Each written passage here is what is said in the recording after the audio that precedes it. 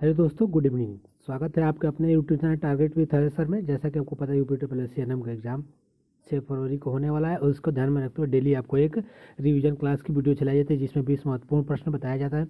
आज के सुबह वाली क्लास में आपको प्राथमिक सहायता की आवश्यकता में 20 महत्वपूर्ण प्रश्न बताए गए थे और उसी से संबंधित पार्ट 2 जिसमें 20 और महत्वपूर्ण प्रश्न बताए जाएंगे। पहले वाले वीडियो में प्रश्न नंबर 1 से 20 तक था और इस वीडियो में प्रश्न नंबर 21 से 40 तक के 20 महत्वपूर्ण प्रश्न बताए जाएंगे। तो ध्यान से देखिए, पहले वाले क्लास का ये सेकंड पार्ट है। तो चलिए देखते हैं, शुरू करते हैं। पहला प्रश्न नहीं, यहाँ से पहला प्रश्न होगा 21 नंबर प्रश्न। तो 21 नंबर प्रश्न से हम लोग देखेंगे। पहला प्रश्न होगा 21 नंबर प्रश्न, यहाँ से देखेंगे। ये पार्ट 2 है।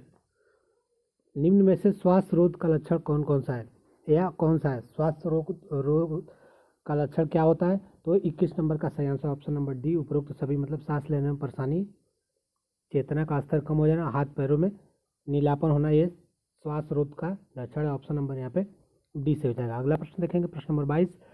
एक श्वास रोग के रोगी को दिए जाने वाला प्राथमिक उपचार क्या है? तो श्वास रोग के रोगी को क्या क्या उपचार दिया जाता है? गर्दन के आसपास कपड़ों को गर्दन के आसपास के कपड़ों को ढीला कर देते हैं। श्वसन मार्ग को खुला रखने के लिए रोगी को ललाट को थोड़ा पीछे की ओर, ठुड्डी को थोड़ा नीचे की ओर घुमाया जाता है और मुख विधि द्वारा श्वसन दिया जाता है। इसलिए उपरोक्त आंसर यहाँ पे डी से हो जाएगा। चलिए अगला प्रश्न देखते हैं, प्रश्न नंबर 13। पानी में डूबने पर रोगी को क्या प्राथमिक सहायता दी जाती है? अगर पानी में रोगी डूबा है तो उस रोगी की प्राथमिक सहायता क्या क्या देनी चाहिए? तो 23 नंबर का सही आंसर होगा, सर्वप्रथम पीड़ित को पानी से बाहर निकालना चाहिए, शरीर से पानी बाहर निकालने के उपयुक्त उपाय करना चाहिए। यदि रोगी को सांस लेने में तकलीफ है तो मुख विधि से कृत्रिम ऑक्सीजन देना चाहिए। तो यहाँ पे ऑप्शन नंबर यहाँ पे डी से, उपरोक्त तीनों आंसर सही है, इसलिए ऑप्शन नंबर यहाँ पे डी से हो जाएगा। चलिए अगला प्रश्न देखेंगे, प्रश्न नंबर 24। डूबे हुए जो मरीज है उसके शरीर से पानी बाहर निकालने के लिए उसे कौन सी पोजीशन प्रदान करनी चाहिए? तो 24 नंबर का सही आंसर ऑप्शन नंबर ए, पेट के बल तथा सिर एक तरफ करके लिटा देते हैं। ऑप्शन नंबर ए से हो जाएगा, पेट के बल तथा सिर एक तरफ करके लिटा देंगे। ऑप्शन नंबर ए से हो जाएगा। 25 नंबर प्रश्न जल्दी से देखेंगे।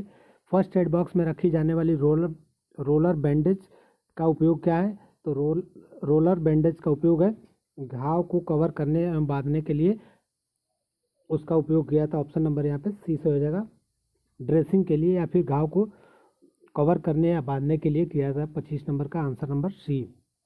चलिए अगला प्रश्न देखेंगे, 26 नंबर प्रश्न। प्रोन स्थिति के बारे में सही वाक्य क्या है? तो प्रोन स्थिति का सही मतलब होगा रोगी पेट के बल लेटा रहता है।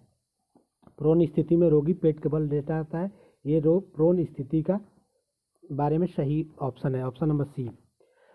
27 नंबर प्रश्न। एक रोगी को आघात किस कारण से लग सकता है? तो एक रोगी को आघात लग सकता है उसको अत्यधिक रक्तस्राव होने से, गंभीर रूप से जलने से या फिर गैसीय विषाक्तता से। इसलिए उपरोक्त आंसर डी से होगा, उपरोक्त सभी। चलिए अगला प्रश्न देखेंगे, 28 नंबर प्रश्न। निम्न में से आघात का लक्षण क्या है? तो आघात का लक्षण होगा आपका बीपी कम होना, बेचैनी या फिर त्वचा को ठंडा पड़ना। तो इसलिए ऑप्शन नंबर यहाँ पे भी डी से हो जाएगा। चलिए अगला प्रश्न देखेंगे, 29 नंबर प्रश्न। खुले घाव की प्रारंभिक देखभाल में शामिल है। तो खुले घाव के प्रारंभिक देखभाल में क्या क्या शामिल है? तो सर्वप्रथम रक्तस्राव को नियंत्रित करें, रोगी से घाव वाले अंग को स्थिर रखने के लिए कहें और आवश्यकता अनुसार घाव का ड्रेसिंग करें। तो यहाँ पे भी उपरोक्त आंसर डी से, उपरोक्त सभी। चलिए अगला प्रश्न देखेंगे, 30 नंबर प्रश्न। 30 नंबर प्रश्न, रक्तस्राव का अर्थ क्या है? तो रक्तस्राव का सही आंसर ऑप्शन नंबर यहाँ पे रक्तस्राव का बहना। ऑप्शन नंबर ए हो जाएगा 30 नंबर का, रक्त का बहना रक्तस्राव कहलाता है। ऑप्शन नंबर ए से हो जाएगा। मैं हूं अजय सर। बच्चों आप लोग काफी दिनों से हमसे कह रहे थे कि सर कोई अच्छी बुक बता दीजिए, टेस्ट सीरीज बता दीजिए, जिससे हम खुद का आकलन कर सकें और प्रश्नों को समझ सकें कि क्या प्रारूप आने वाला है, प्रश्न में क्या स्ट्रक्चर होगा क्वेश्चंस का। तो बच्चों मैं लेके आया हूं बहुत ही अच्छी किताब चक्षु पब्लिकेशन की, जो अभी अभी आपके नए सिलेबस के हिसाब से बनाई गई है, जो आपके एग्जाम में काफी ज्यादा हेल्पफुल होने वाली है। आप यहाँ पे देख सकते हैं बच्चों, स्वास्थ्य कार्यकर्ता यूपीएनएम, स्वास्थ्य कार्यकर्ता यानी हेल्थ वर्कर। बच्चों यहाँ पे देख सकते हैं यूपी ट्रिपल एस सी द्वारा आयोजित एएनएम की मुख्य परीक्षा में निश्चित सफलता के लिए एकमात्र प्रैक्टिस सेट। बच्चों मैं बता दूं कि इसके लिखने से तो कुछ नहीं होता, लेकिन ये वास्तव में एकमात्र प्रैक्टिस सेट है बच्चों, जो विश्वसनीय है, जो त्रुटि रहित है। बहुत ही अच्छी किताब बच्चों ये बनाई गई है। और बच्चों पदों की संख्या 9212 है, जो अभी आपकी नई वैकेंसीज है, जिसका एग्जाम 6 फरवरी को कंडक्ट होने वाला है, उसी पे ये बेस्ट है, जो बहुत अच्छी किताब है बच्चों।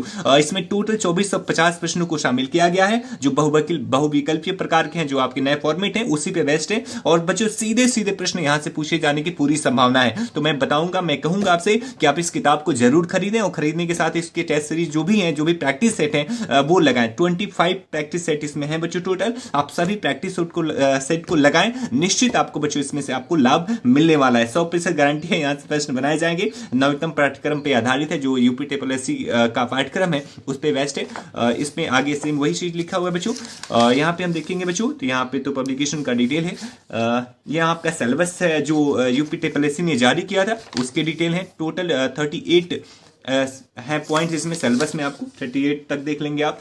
इसमें बच्चों ये प्रैक्टिस सेट 1 देखेंगे, तो जैसे ही कोई भी प्रैक्टिस सेट लगाएंगे, आगे बढ़ने के बाद जाएंगे बच्चों, आगे जैसे बढ़ते जाएंगे तो ये 100 प्रश्न यहाँ पे खत्म हुए, और 100 प्रश्न के बाद यहाँ पे उत्तर माला दिया गया है। और इसके बाद से बच्चों हर एक प्रश्न को डिस्क्राइब किया गया, यानी कहीं भी प्रश्न में आपको दिक्कत हुई है तो बाद में आप डिस्क्रिप्शन खोल के देख सकते हैं, आपका डाउट्स क्लियर हो जाएगा। तो इस हिसाब से बच्चों बहुत ही अच्छी किताब है, आप इसे खरीदें। और इसे खरीदने के लिए बच्चों आप ऑनलाइन भी खरीद सकते हैं, फ्लिपकार्ट अमेजन से भी खरीद सकते हैं, या फिर यहाँ पे जो नंबर इसमें दिए गए हैं बुक में, उस पर आप व्हाट्सएप करके भी इस बुक को खरीद सकते हैं, या फिर अपने नियरेस्ट शॉप से भी इस बुक को आप परचेज कर सकते हैं। हर जगह पे अवेलेबल है बच्चों, ठीक है। 31 नंबर प्रश्न है, अत्यधिक रक्तस्राव के कारण रोगी का बीपी लो होगा, कम होगा, क्या होगा? तो 31 नंबर का सही आंसर है ऑप्शन नंबर ए, कम हो जाता है। अत्यधिक रक्तस्राव हो जाएगा तो रोगी का बीपी कम हो जाएगा, ऑप्शन नंबर ए से हो जाएगा। फ्रैक्चर का अर्थ क्या होता है? तो फ्रैक्चर का होता है हड्डी का टूटना, ऑप्शन नंबर ए से हो जाएगा। 32 नंबर का हड्डी का टूटना फ्रैक्चर कहलाता है, ऑप्शन नंबर ए से हो जाएगा। चलिए 33 नंबर प्रश्न जल्दी से देखेंगे। हड्डी के टूटने पर दिखाई देने वाला लक्षण क्या कहलाता है? तो हड्डी के टूटने पर लक्षण जो दिखाई देता है उसको चोट वाले स्थान पर दर्द होता है, सूजन भी होता है, और संबंधित हाथ पैर की गतिविधि का स्तर कम हो जाता है। इसलिए यहाँ पर भी उपरोक्त आंसर डी से हो जाएगा। अगला प्रश्न देखेंगे, फर्स्ट एड बॉक्स में रखी जाने वाली किडनी ट्रे का उपयोग क्या है? फर्स्ट एड बॉक्स में जो किडनी ट्रे रखा है तो उसका उपयोग क्या होता है? तो 34 नंबर का आंसर नंबर डी से हो जाएगा। व्यर्थ सामग्री को एकत्रित करने के लिए किडनी ट्रे का उपयोग किया जाता है, ऑप्शन नंबर डी से हो जाएगा। अगला प्रश्न 35 नंबर प्रश्न, फ्रैक्चर के दौरान प्रदान की जाने वाली प्राथमिक सहायता क्या है?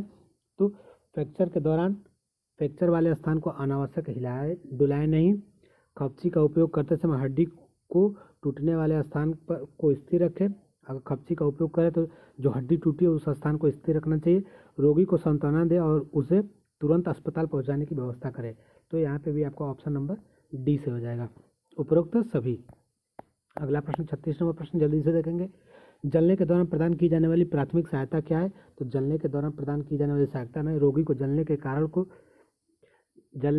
कारण को दूर हटाए, यदि शरीर से कपड़े चिपके हो तो उन्हें हटा देना चाहिए, और आवश्यकता अनुसार जले हुए भाग को ठंडा पानी में डुबो कर रखना चाहिए। यहाँ पे भी ऑप्शन नंबर आपका डी से उपरोक्त सभी। चलिए अगला प्रश्न देखेंगे 37 नंबर प्रश्न, रक्तस्राव हेतु प्राथमिक देखभाल में शामिल है। तो रक्तस्राव हेतु प्राथमिक देखभाल में क्या शामिल होगा? तो 37 नंबर का ऑप्शन नंबर ए से हो जाएगा। प्रभावित भाग को हार्ट के स्तर से निचले स्तर पर रखना चाहिए। अगर मतलब जो भी रक्तस्राव हो रहा है तो उसको हाथ को हार्ट के स्तर से निचले स्तर पर रखना चाहिए, ऑप्शन नंबर यहाँ पे 37 नंबर का ए से हो जाएगा। चलिए अगला प्रश्न है 37 नंबर प्रश्न है, रक्तस्राव में कौन सा शामिल नहीं है देखभाल में? तो प्रभावित भाग को हार्ट के निचले स्तर पर रखना चाहिए। अगर प्राथमिक देखभाल करना है, रक्तस्राव हो रहा है तो शामिल नहीं है पूछा यहाँ पे, तो यहाँ पे ऑप्शन नंबर ए से होगा। प्रभावित भाग को ऊपर उठाना चाहिए। अगर रक्तस्राव हो रहा है तो रक्त को बांधना चाहिए और रोगी को सांत्वना देनी चाहिए। ये अगर यहाँ पे नहीं रहता तो तीनों ऑप्शन सही होता, लेकिन यहाँ पे पूछा है कि कौन सा शामिल नहीं है, तो ऑप्शन नंबर ए सही हो जाएगा। चलिए अगला प्रश्न देखेंगे, 38 नंबर प्रश्न। खुली अस्थि भंग से आप क्या समझती हैं? तो खुली अस्थि भंग का मतलब होता है ऑप्शन नंबर ए, फ्रैक्चर का प्रकार जिसमें फ्रैक्चर स्थल के ऊपर की त्वचा निरंतर टूट जाती है, निरंतरता टूट जाती है। ऑप्शन नंबर यहाँ पे ए से। खुली अस्थि भंग का मतलब होता है फ्रैक्चर का वह प्रकार जिसमें फ्रैक्चर स्थल के ऊपर की त्वचा की निरंतरता टूट जाती है। ऑप्शन नंबर ए से हो जाएगा। 39 नंबर प्रश्न जल्दी से देखेंगे। निम्न में से बंद अस्थि भंग से आप क्या समझती है? तो बंद अस्थि भंग का मतलब होता है फ्रैक्चर का भाग वह भाग जिसमें फ्रैक्चर स्थल के ऊपरी त्वचा की निरंतरता ब्रेक नहीं होती है, उसको बंदी अस्थि भंग कहते हैं। बंद अस्थि भंग कहते हैं उसको जिसमें त्वचा का निरंतरता नहीं टूटता है। चलिए अगला प्रश्न देखेंगे, 40 नंबर प्रश्न और आज का अंतिम प्रश्न होगा। फ्रैक्चर के उपचार हेतु उपयोग में ली जाने वाली पद्धति क्या कहलाती है? तो फ्रैक्चर में ली जाने वाली जो पद्धति उसको उपरोक्त आंसर यहाँ पे डी से होगा। रिडक्शन ऑफ फ्रैक्चर, ट्रांसेक्शन और यूज ऑफ प्लास्टर कास्ट, ये तीनों आंसर सही होंगे, इसलिए उपरोक्त आंसर डी यहाँ पे सही हो जाएगा। ये थे 20 महत्वपूर्ण प्रश्न। उम्मीद करते हैं प्रश्न आपको अच्छा लगा होगा। प्रश्न अच्छा लगे तो वीडियो को जरूर लाइक कर दीजिए, चैनल को सब्सक्राइब नहीं किया तो सब्सक्राइब कर दीजिए और लिंक को अपने दोस्तों के पास भी शेयर कर दीजिए। Thank you for watching, thank you so much.